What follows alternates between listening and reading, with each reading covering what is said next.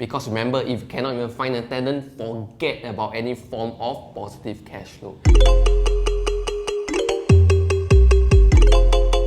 Hi everyone, in this video we are going to be sharing about the second property profit when it comes to investing in properties. And if you have missed our first video where we talk about the first profit of property investment, do remember to check out it in the link below. And I'm Ivan. And I'm Sean. And together we are the co-founders of Quadrant. So if you want to find out more about property investment knowledge, strategies and tips, right, you can subscribe to our channel and also give us a thumbs up, okay? And the second profit in property investment is cash flow. And I've read some of your comments in our YouTube videos that actually argues that cash flow is not a profit.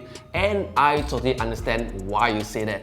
Because in a business accounting perspective, cash flow is not a profit. Now, although I personally think that cash flow is more important than profit in the business accounting world, but we are talking about property investment here. Now, cash flow is rental minus mortgage, which are your biggest expenses, minus all other expenses such as MCST, property tax, and if you're investing overseas property, include in your property management fee as well. After deducting all this, the positive cash flow is then determined as profit. So why is having a positive cash flow important? The thing is, when it comes to property investment, right, one of the key profits is capital appreciation. And capital appreciation doesn't happen overnight. And to be able to get this right, what is key is to have strong holding power, which means that we must be able to hold on to the property during like times of crisis, like for example COVID-19, like Black Swan event, or global financial crisis, or anything that we cannot foresee in the future. And the thing is that if we are able to get the property rented out, get it occupied, this is how we can have strong holding power. And occupancy rate is a really key factor when it comes to positive cash flow, because if you have a high occupancy rate, just means that you have a really high probability of finding that tenant. Because remember, if you cannot even find a tenant, forget about any form of positive cash flow. And we actually did talk a little bit about occupancy rate in one of our videos, to check that out. But although that specifically talked about industrial property, the concept is similar. So before you invest in even any other countries, in any other asset, do just check out the country's data when it comes to occupancy rate. You want to hit somewhere at around a 90+% occupancy rate,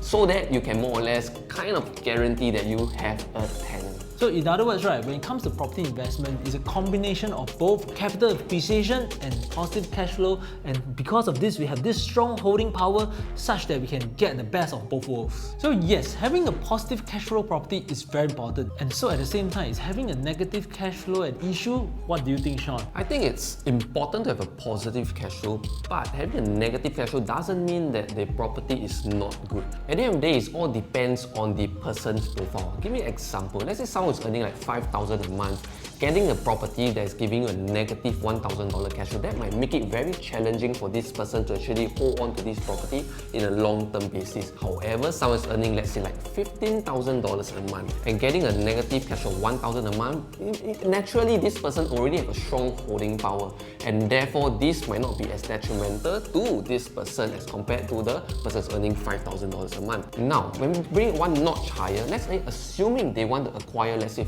5 properties. Imagine 5 properties giving you a negative $1,000 cash flow. A $5,000 income person would definitely not be able to hold on to such a huge portfolio as compared to someone with $15,000 per earning, having a negative $5,000 cash flow. This person is still able to hold on to this portfolio itself. Therefore, negative cash flow shouldn't be the main core criteria to actually determine if you should invest in this property or not. Because ultimately, remember this, if you actually pay a property in full, you always get a positive cash flow. So guys, if you are learning something from this video so far and you're understanding more and better perspective on cash flow, give us a thumbs up and also subscribe to our channel, right, so that we can give more value to you in these videos. So the thing is this, if you're starting out with a smaller capital base, it's actually better to be buying a cash flow positive properties so that you can have a stronger holding power. However, if you're starting out with a stronger capital base, is then possible to be looking out for high capital appreciation properties even though